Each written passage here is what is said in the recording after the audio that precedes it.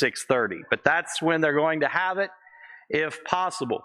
So, I don't know if you've been following that or not. They've been making announcements the last couple of weeks that you may not be able to get around the county on the 8th because of the sheer number of people in the roads to watch the eclipse and in parking lots and things of that nature. So if you don't have to get out, it might just be a good day to stay home. And I just love, though, the way everybody panics anymore. So you're supposed to get a supply of water. I'm like, what? Everybody going to flush the toilet at the same time? I mean, there's only so many bathrooms. No matter how many people you have, there's only so many bathrooms in Marion, right? I will say this. You probably shouldn't need a public bathroom on the 8th if there's going to be that many people in Grant County. So, what's that?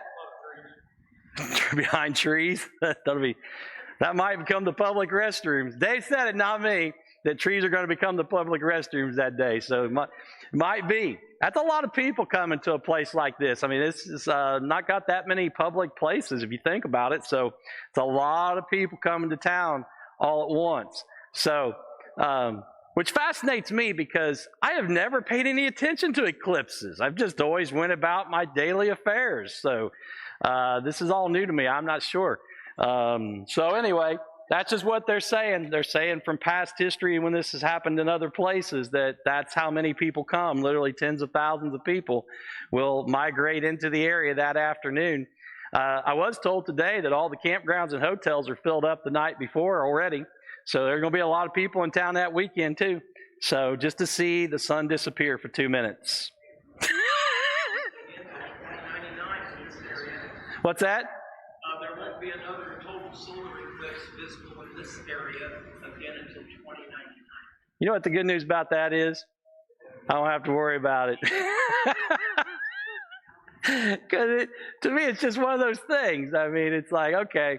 But anyway, just to give you a heads up, we're going to talk about that meeting that night and see what we're going to do with it. We may cancel it if we don't feel like we can get everybody to IHOP safely, which we may not, or everybody might be gone by then. Who knows? I think it all depends on how quickly traffic moves out of town that day. So anyway, that's pretty much all the announcements I have, other than the fact we will not have any services Sunday evening, so there won't be any services Sunday evening. So let's get started with James chapter 5, very first verse. Now, this morning, I wove in a passage out of 1 Timothy chapter 6. I think I'm going to skip that tonight. I want to focus a little more and spend a little more time on these verses in James chapter 5. So I'll do a little fast forwarding here in just a second. In James chapter 5, verse 1, he's going to move on to another topic. He's going to talk about the issue of wealth and the danger of wealth. And really, the danger of money. Is money dangerous? The answer is, it can be. Money itself is not inherently evil. Money itself is not dangerous, but it does have a certain effect on the hearts of people. I went to town yesterday. Kim still on bed rest for at least a little bit longer. She's doing a lot better. Thank you for everyone for praying for her. She's doing a lot better. The swellings went down quite a bit, and the pain has pretty much gone away other than the swelling area. But it's greatly reduced, so we're hoping the next couple of days she'll be able to get up and resume her normal activities pretty shortly. But we needed some stuff for the weekend, and so she sent me out to do some shopping for the grandchildren. And wow, it is hard for a 57-year-old man who's not really bright anyway to shop for a 4-year-old girl. I had no idea what to get, so she sends me out, she gives me the sizes. So here was the way I did it. I picked out everything I could find in her size, and I laid it out on the cart, and I took pictures of each one, and then I sent them to Kim to tell me which one to get, and then she started pointing out all the flaws in each one. I'm like, I don't care, just tell me which one to get, and I will get it. I didn't have any problem picking out Max's outfit because I found him a slick little outfit, and so, but man, I didn't know what to do, but I noticed that, it's just funny to watch people, how people will run around and do things, and it's like, is life really about money and buying? See, I think that's the danger with money, isn't it? The danger with money is if you're not careful, Money becomes the central focus of life. That's the danger of it. It's not dangerous in and of itself. The danger is what our hearts will do with it if we're not careful. And in verse 1, he has a warning for people who are consumed with wealth and really consumed by it. You could say greed, if you will. But he says in verse 1, "Come now, you rich." And so he's specifically speaking to people who are materially rich. He says, "Come now, you rich, weep and howl for your miseries which are coming upon you." And he tells them, he says, you need to begin to weep for the miseries that are coming, but you're not aware that those miseries are coming. And one of the things we learn about wealth here is that people who are fixated on wealth and have a certain amount of wealth, they're somewhat insulated from misery. Not completely, but somewhat. And they're not fully aware, or they don't even think about what the future may bring into their life. Now, I'm going to skip this part. We're going to go all the way back down to verse 2. So James chapter 5, verse 2, he follows that up, sort of a warning to the rich to consider what's coming in their future, that they think that everything is fine because of their wealth. Do we have a tendency to trust in wealth if we have any? Yeah. There's a certain sense of security to have a little extra, right? If you have some money in the bank, you're a little more secure feeling than you are if you don't have any money in the bank. Because you know, if something happens, you have the resources to take care of it. You know, if you have a wreck or something, you have the resources to cover that. There's a certain sense of security in having some saved up. And it's not wrong to save. The Bible teaches us to be good stewards of that which God gives us. So it's not a sin to save. But it is a sin to trust in your savings rather than to trust in God. And he says, talking about the wealthy and often the focus of their life, he says in verse 2, "Your riches have rotted and your garments have become moth-eaten. Your gold and your silver have rusted." No matter how much you accumulate, you cannot hang on to it forever. Is that true? Yes. Everything that you accumulate will eventually go by the wayside. He's talking here specifically about things that they might invest in, such as fancy garments. Eventually those will rot, and the moth will eat them if the rot doesn't get them first. Gold and silver, the metals, the precious metals they might accumulate would eventually rust over time. And the rust, he says, will be a witness against you and will consume your flesh like fire. So the idea of trusting in riches is a foolish idea. And he warns them that if you put your trust in those things will eventually disappear. When Christ returns and this whole earth is wiped away, all of those things will be consumed like everything else will be, and they will be gone. He goes on in the second part of verse 3, and he says, "It is in the last days that you have stored up your treasure." Now, you may have noticed a correlation between verse 1, when he's talking about the miseries that are to come, that they're not thinking about or are purposely ignoring.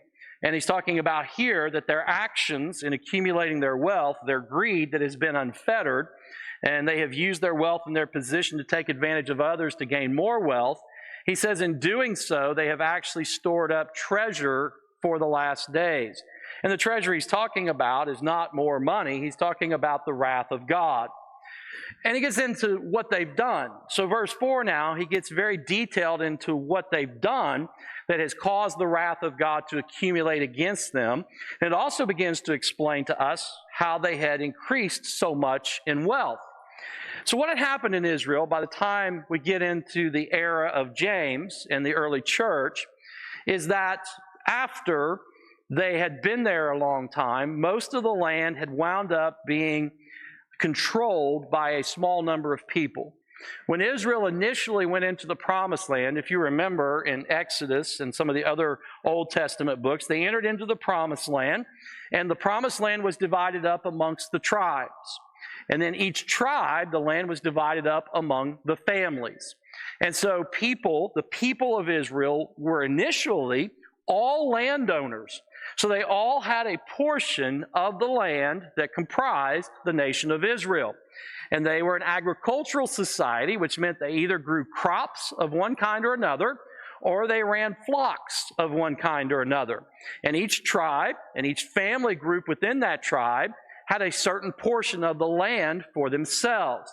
And then they built cities within their various portions, more as places to sleep safely at night and places to retreat to if they were attacked. So their cities were generally walled, places where they could feel safe. But they worked the land, each family working their portion of the land that comprised the entirety of the nation. What happened over time was that a smaller group of people became the landowners, and majority of the people lived in cities and were either slaves to the landowners or worked for the landowners as sort of like day laborers. And so they earned their living by going and working the land. Now, in the cities, they also had people who were tradesmen. Jesus himself was raised by a carpenter to be a carpenter, which would have been a tradesman. So they had tradesmen in the cities as well, but by and large, the vast majority of the people were employed as agricultural workers. So what he's talking about here is how the wealthy, this smaller group that owned all of the land, was taking advantage of their position and their power, gained through their wealth, to gain more wealth by breaking the Old Testament laws on proper pay for people who worked for them. So we'll read verse 4 now. You kind of understand the background, what's going on. He says, "Behold, the pay of the laborers who mowed your fields, and which has been withheld by you." So the laborers who would go out and work in the fields, they were entitled to an agreed upon amount of pay for a day's worth of labor. And what these people were doing is they were refusing to pay. So they'd go out and do their day's worth of labor, and these rich and powerful men would then refuse to pay them or only pay them a portion of what they should have. And in many cases, the wages that they were getting these people to agree to were far lower than they should have been to begin with. And then they wouldn't pay them the full amount, and sometimes they wouldn't pay them anything at all. And it wasn't because they didn't have it, it's because they were greedy. So he says, you have been withholding their pay. And because of that, he goes on, cries out against you. So those that you have withheld pay from have been crying to God, and their cry has been going out, and it is a cry against you. And the outcry of those who did the harvesting has reached the ears of the Lord of Sabaoth. So the Lord of the harvest, God himself, had heard the cries of those who dressed the field and did the harvesting work, who had then been denied their proper wage for doing the work. And that was a violation of Old Testament law. So that was a sin. So these landowners, these wealthy individuals who are not paying their laborers to do the work that they have agreed to pay them for, are in violation of the law of God, therefore they are in sin. And they're doing it because they're greedy. It's not because they lack wealth, they already have wealth, they just want more. And so in order to get as much as possible, they get people to do the work, and then they don't pay them. Things like that never happen today, do they? Do employers often try to cheat people out of their wages today?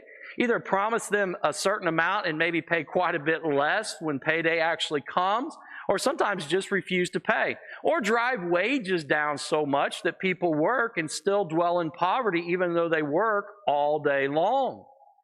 And the company has plenty of money. The company just doesn't want to pay it out because the company wants to make more. And again, the law does not forbid making a profit. The law of God does not forbid people from being successful and even wealthy. What the law of God forbids is taking advantage of other people and using them for your own personal gain. And that's exactly what's going on here. And that's what James is addressing. So the early church, people were very familiar with this. Christians were often ostracized from their community. In other words, they had very little support from the people that they dwelt around. So like if you were a Christian and you were in Jerusalem, you were a minority group in that city. Everybody else was Jewish, and you were now considered to be a heretic and a traitor because you had converted to becoming a follower of Jesus Christ, who was considered a heretic and a blasphemer himself by the vast majority of the Jewish people. So if an employer decided to take advantage of you, nobody was going to come to your defense. You were on your own. And employers figured that out pretty quickly. So the Christians really suffered in this environment where greed was kind of the rule of the day anyway, and they really got no support from the local community, and the Romans couldn't care less. So these people were kind of on their own, and they were often being taken advantage of. But he wants them to know that God has heard your cry. God is aware of the injustice. God is aware of the fact that the wealthy are taking advantage of their position and they're not paying you what they should, and that is a sin in the eyes of God that God will hold them accountable for. And that goes back to then verse 1 and verse 3 where he's talking about what they're saving up for in the future, that they ought to be weeping over what's coming because the judgment of God is going to come for them. And these words were inspired by the Spirit as words of comfort to the church, because God wanted them to know that even though this was going on right now, He was aware of it and He would fix it. So there's a sense of comfort in knowing that God is aware of what is being done and that God is going to set it straight. And then he goes on, he talks about these people some more in verse 5. So it's not just the fact that they're rich, it's how rich they're trying to become and the way in which they then waste that which they basically steal from others. In fact, if you really want to understand how God views this, underpaying or refusing to pay is no different than stealing. That's how God views this. So if you have workers and you refuse to pay them a fair wage to begin with because you know they don't have any other options, so you purposely pay them lower than you would someone else just because you know you can take advantage of them, that's no different than breaking into their house and stealing whatever possessions they have. You're stealing what they're entitled to based on their labor. In the same sense that if you didn't pay them at all, you agreed to pay them, let's say, $100 a day, and when time to pay came, you're just like, oh, well, I don't have it. You're out of luck. That's stealing in the eyes of God. Again, the same as breaking into their house and taking whatever possessions they have, because you are taking something for yourself that they are entitled to based on the work. So that then helps make a lot of sense out of verse 5, because it's not wrong to have things if you've earned them. It's not. We all have stuff, right? It's not a sin to have a car. It's not a sin to have a house. What's wrong about this is the way in which they're accumulating the wealth and the reason behind it. It's not just that they want to live well. He says, you have lived luxuriously on the earth and led a life of wanton pleasure. So you begin to see it's not just an issue of greed. It's really an issue of the heart. They're driven by their sinful desires, and it doesn't bother them to take advantage of others so that they can satisfy all those sinful desires. So even if I have to take the poor day laborer's wage to buy another luxury or to indulge another wanton pleasure, I'll do it. I have the ability and I can get away with it, so I will do it. Even though his family may go hungry, as long as I can buy another luxurious item, it's okay. It doesn't matter. He goes on, he says, you have fattened your hearts in a day of slaughter. Now, when he's referring to the day of slaughter, he's talking about the suffering of the people, because it was a very class society. You had high class, or the wealthy, the upper class, and you had everyone else. Everyone else lived on the borderline, if not in abject poverty.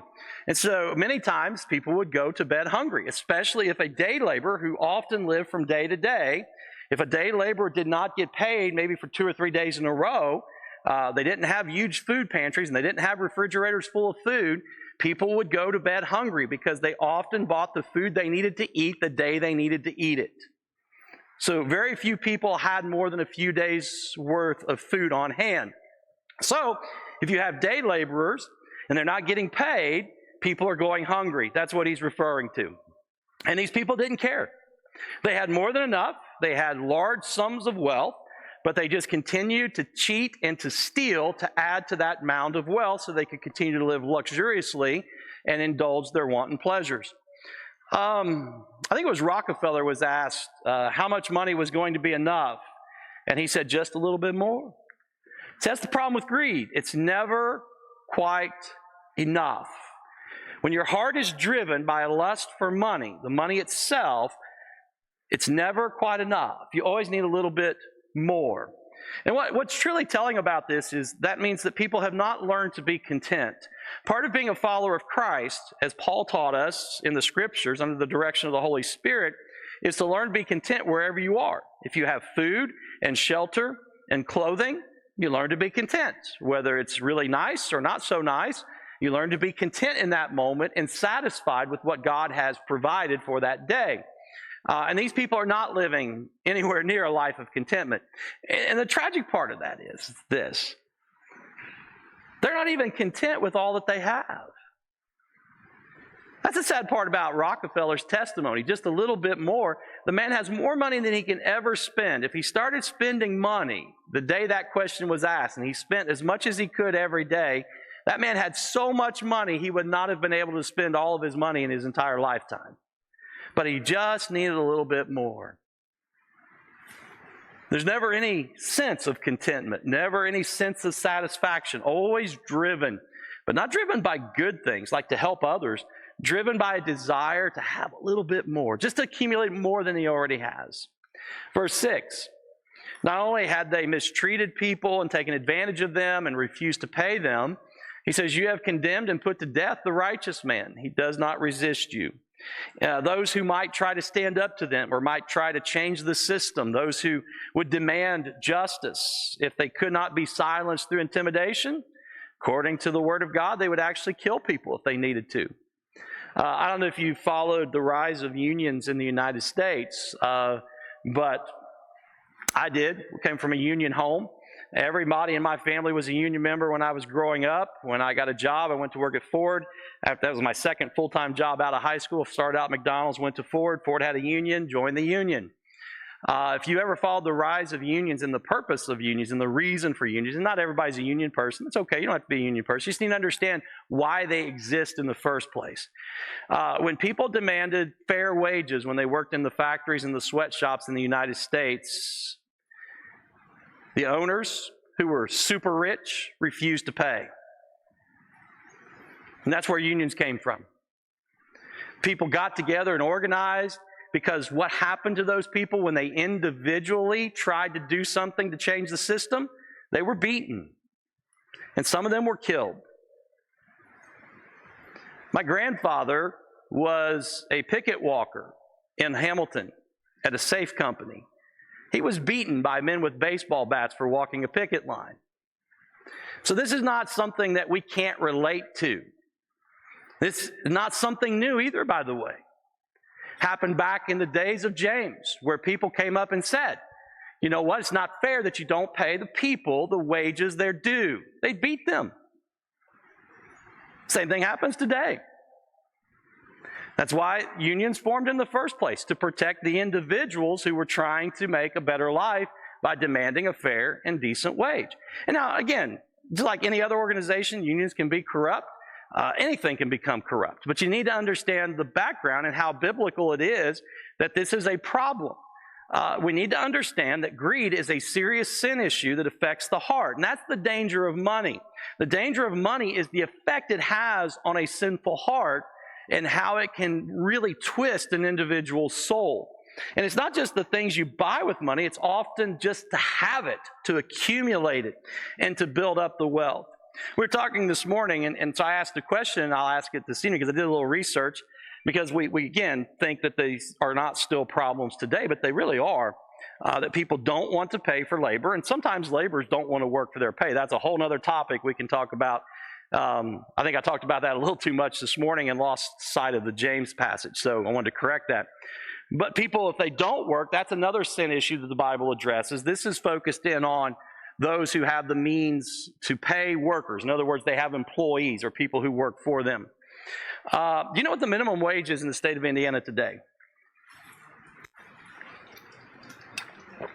Anybody know what it is? $7.25. Right on the money, $7.25. You know what the minimum wage was in 1984 when I got out of high school and got my first full-time job? $3.10. $3.10 was the 84 minimum wage. $3.55 or $3.65 was the minimum wage for full-time workers. $3.10 was the minimum wage if you worked at McDonald's. McDonald's had an exemption. They called it a training exemption. So for the first 6 months you worked for I think it wasn't just McDonald's ever, they had a training exemption. And so if you worked at McDonald's your first 6 months, you made either $3.10 or $3.15 an hour. And then at the end of your 6 months, you went up to $3.65. So I worked the first 6 months for $3.15. I started out at 10 and went to 15 after my first month, and I worked 5 months at $3.15. That was the minimum wage in 1984. You know how much a gallon of gas cost in 1984? It was under $1. It was about 75 cents. After we got out of the 70s and the embargoes and everything, and the shortage of gas, prices kind of stabilized under $1. I lived, because I went to college, Monday, Wednesday, and Friday. I worked 40 hours a week at McDonald's. I had a nighttime job at Kroger stocking shelves, and I worked 3 nights a week at Kroger's and made $3.15 an hour there too. I was in that 6-month probationary period. And I lived on potted meat, bread, and Twinkies. True story, really did. You could buy a can of potted meat for 10 cents, and so I'd buy 10 cans for $1. I still remember how much it cost. I bought my bread at the secondhand store in Richmond, because Hostess or whatever, whoever made Wonder Bread, I forget, had one of those thrift stores, and I would get a loaf of bread for $0.25. So I'd get 2 loaves of bread for 50 cents, I'd buy $1 worth of potted meat, I'd buy a box of Twinkies at the secondhand store as well, and I usually got those for 75 cents. Sometimes I'd buy 2 boxes if I really wanted to splurge that week. And that was my food for the week. The rest of my food came from McDonald's because I got to eat breakfast every morning. I started at 4 and I worked till 12 every day. I did the lunch transition and then I left, went to school. And so every day, Monday through Friday, I worked from 4 in the morning till 12 in the afternoon at McDonald's. And then sometimes I got to pick up a weekend, which is when I really made some good money. You know, I made like $4 an hour. But it wasn't too bad. I actually paid my tuition. Now keep in mind, I paid my tuition, $3 an hour. I bought my books, paid my lab fees, and bought all my food and gas. And I managed to do that on $3 an hour. Do you think, and I'm not talking about housing, I still lived at home with my parents the year I went to college. I stayed in my Pinto, though, and slept in the back when I worked nights at Kroger's because I didn't have time to go home. So I stayed, and so Monday, Wednesday, and Friday, I slept in my car and went to school. Then I went home on Tuesdays and Thursdays and took a shower and got more. That when I raided the pantry at my parents' house and ate their food. It was better than potted meat and Twinkies and bread. But do you think that a person today, because of inflation, who makes $7.25 an hour, do you think if they worked 40 hours a week, they could put gas in their car, pay tuition to college, and eat potted meat, bread, and Twinkies? No. It's not enough money. It's not enough money. Now, again, I'm just painting a picture, right? It's a fair picture. It's a good contrast. Number one, you couldn't afford to pay the college tuition today to take a 15-hour course load on minimum wage. The tuition alone would wipe you out. We don't even get into the gas and the food. The tuition alone would wipe you out. Even the second job wouldn't do it. Working nights at Kroger's, that wouldn't do it either. You still wouldn't have enough to pay tuition and buy your books. Your books alone would be like $700 or $800 every 6 months.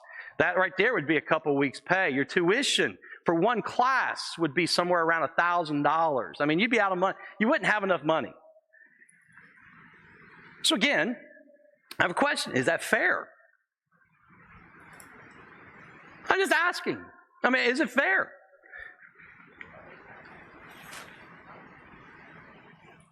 So let me give you an idea, though. So I told you I went to Buc-ee's, right? I'm fascinated with Buc-ee's, if you can't tell. They need to build a Buc-ee's gas station now here off Interstate 69 so I can go get me a brisket sandwich every day. It's unbelievable. Just unbelievable what this guy's done. But the secret to his success, I actually watched an interview with him, and you're going to be fascinated by it. Here's the secret to he's not a Christian as far as I can tell. He sure doesn't sound like a Christian, at least. Maybe I shouldn't judge, but some of the language he used definitely did not sound like a follower of Christ. There was a lot of profanity in there. He's talking, and again, this may be different. I'm just going from what the man said. His success was centered around his workers. Now, everybody says that, right? But how many people really mean that? They'll tell you at your place of work, you're the reason why we're successful, and then they don't want to pay you anything. If they don't want to pay you anything and they tell you you're the reason why we're successful, do you think they really mean it? No, they don't really mean it.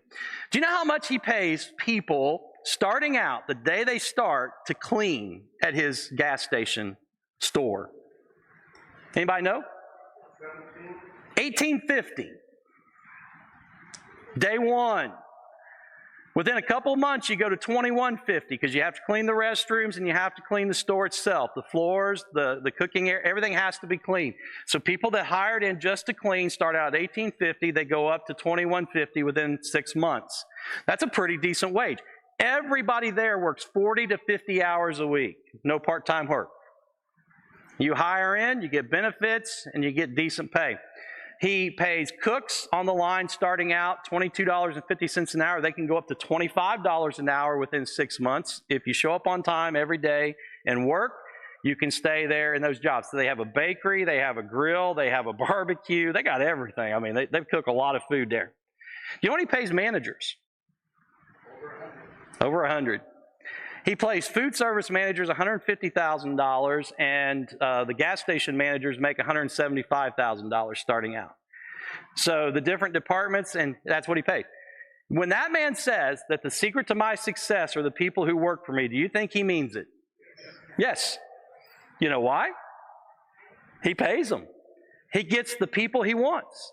And if they don't want to work, he fires them and he hires somebody else who wants to work. He's looking for people who want to work for him and continue to work for him until they retire. That's what he said. And so we went to the gas station. And sure enough, when we went to the gas station, right out in front, there's one of those sandwich board signs. It's got all those wages listed right on it. Tells you where to go to apply if you want to work. Went inside the store. Happiest group of workers I've ever seen in my life. Yes? The close one's in Corbin, Kentucky. We're thinking about relocating. We'd all just go. Hey, I got an idea. I got a whole group of people that he can hire to run his next Buc-ee's. Let's just find out where it's going to be, and let's all move together. You know, I mean, there isn't a bad job there.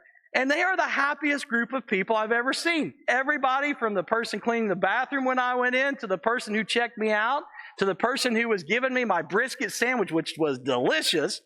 Amen. Amen. It's awesome. Was happy. $3. Yeah, can you believe it? Gas was the cheapest of any. So how in the world this man is making this work? I don't know. He can't be taking all the money for himself because his gas is cheap to get you in there. And then the sandwiches aren't bad. It's like $3.50 for a big old brisket sandwich, which was all I could eat. It was $1 for a large Pepsi. And then my wife bought a blanket with a Buc-ee's beaver all over it for $14. Maybe that's where the money's coming from. I don't know. But I'm looking at a biblical principle, though, and I'm watching someone. You can't tell me you can't pay your people a fair wage and make money. This guy opens the biggest gas stations in the country on a consistent basis. He's always building another one. The one we went to, how many gas pumps do you think he had at the gas station we went to? 100. You've never seen anything like it. When you get off the interstate in a line of cars, and they're all going to Buc-ee's. And when you get there in that line of cars, there's still an empty gas pump somewhere. You just got to look.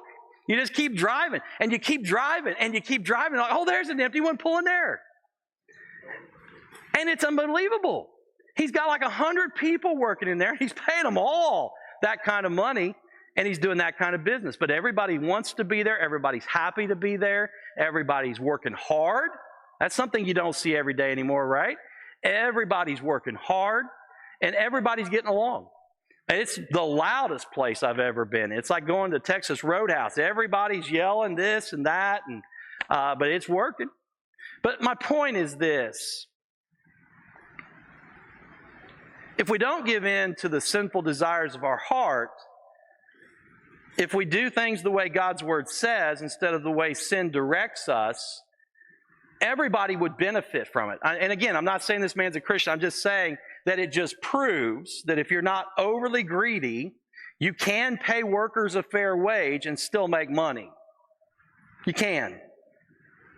And there is a right way to do things, and there's a wrong way to do things. And we're no different than Israel. Greed drives things. Greed drives things. And greed gets in the way.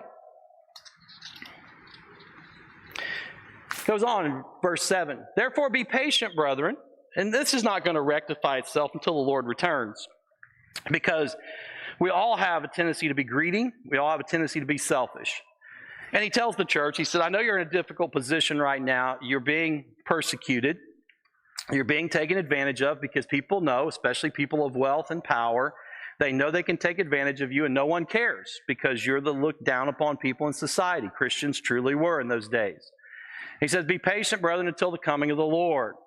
And then he gives them an illustration. The farmer waits for the precious produce of the soil, being patient about it until it gets the early and late rains. So he tells them, he says, the farmer plants his field, and there's no harvest when he plants. He has to wait. He has to wait for the crops to come up. He has to wait for the rain, and he can't control that, but he has to trust the Lord that the rain will come. And he waits, and when the rain comes, the crops grow more, and eventually there will be a harvest. And so he says, the Lord's going to return. The Lord will set these things right. You just have to be patient and wait. And again, he reiterates, you too be patient. Just continue to trust the Lord and wait on him. As long as we live in a fallen world, there will be people who take advantage of others. There will be people who use their wealth and their position to take advantage. And don't be shocked that people always want more. Even if it causes others to suffer, people always want more. So he says, you too be patient, strengthen your hearts, for the coming of the Lord is near. And so they are to find strength in knowing that the Lord is aware of what's going on. The Lord does not condone it, and he will set things right sooner or later, and that he is going to return for his people. So they are to be patient in the meantime and continue to be faithful to him. And then in verse 9 he says something, do not complain, brethren, against one another. So I like this part where he talks about do not complain against one another. When people are being persecuted, or I think the word oppressed is actually a biblical term that would fit in this particular instance.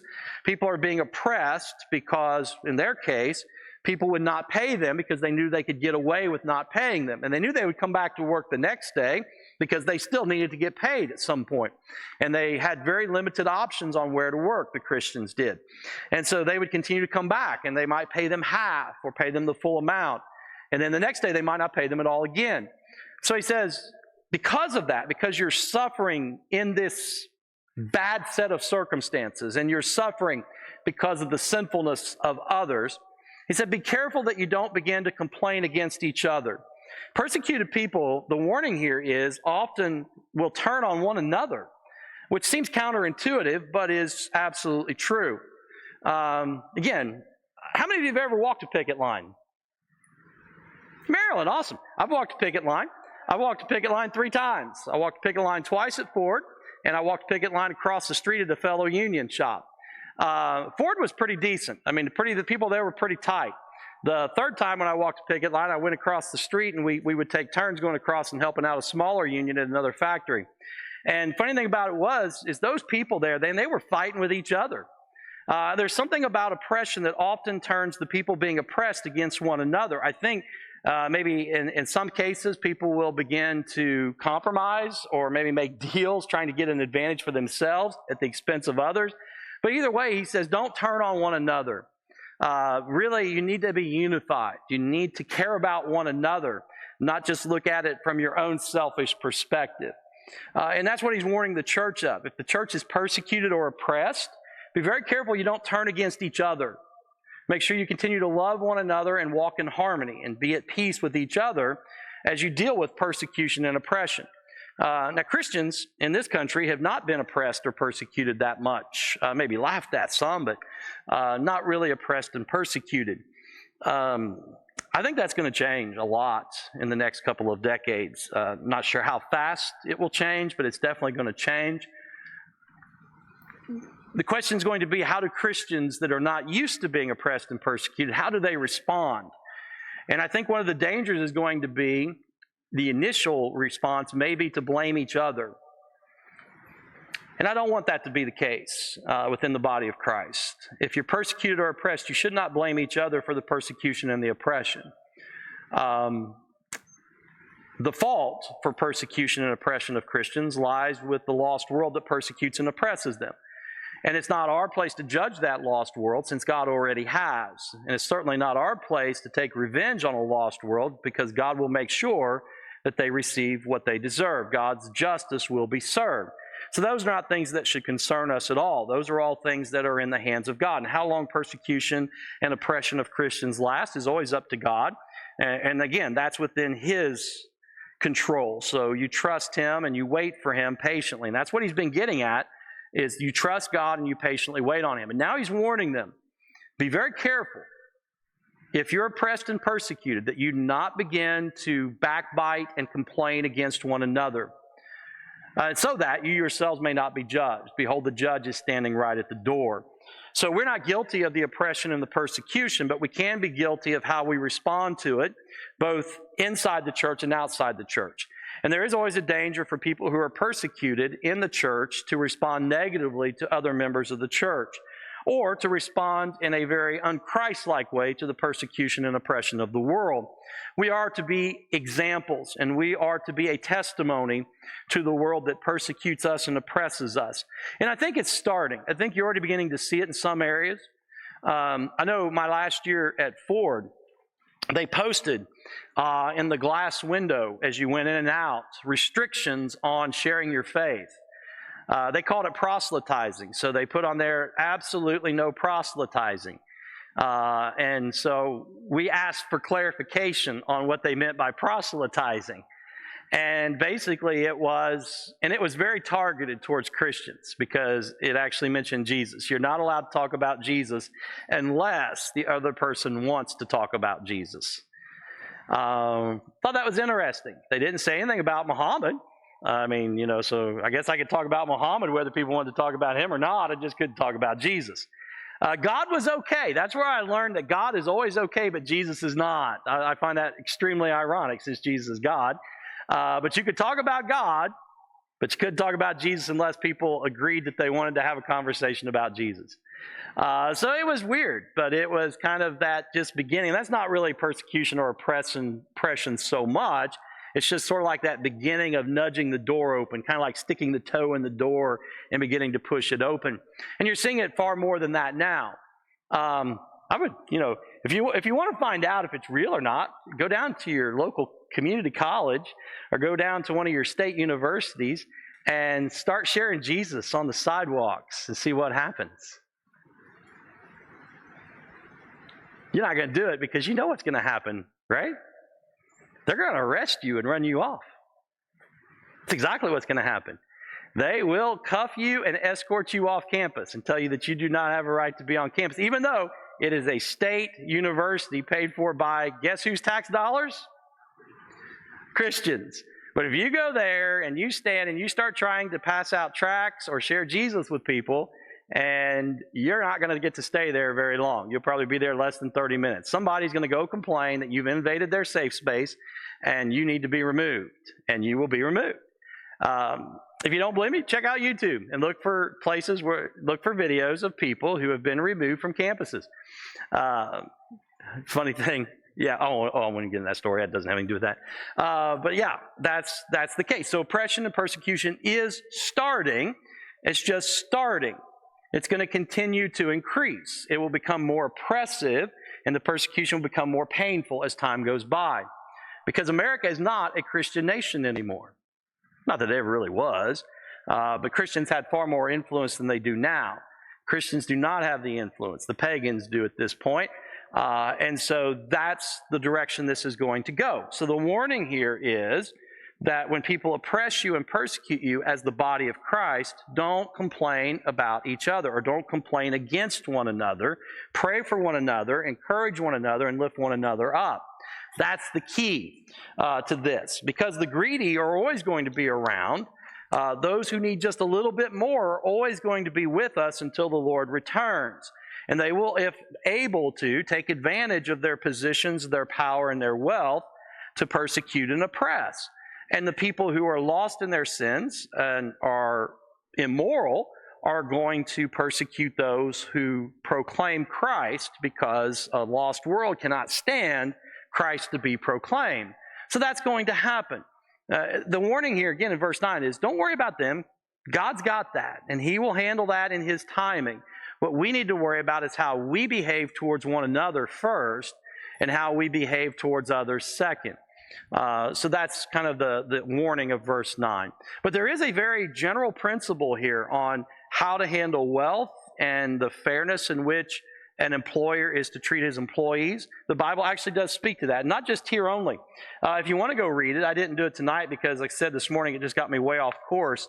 It's in 1 Timothy chapter 6. You can look at the responsibility of workers to those they work for, especially when they're being paid. The responsibility of those who have workers that work for them, to them. The Bible talks about this in multiple areas, not just in James chapter 5. But the warning in James chapter 5 is to those who use their wealth and their position to oppress and take advantage of others, specifically.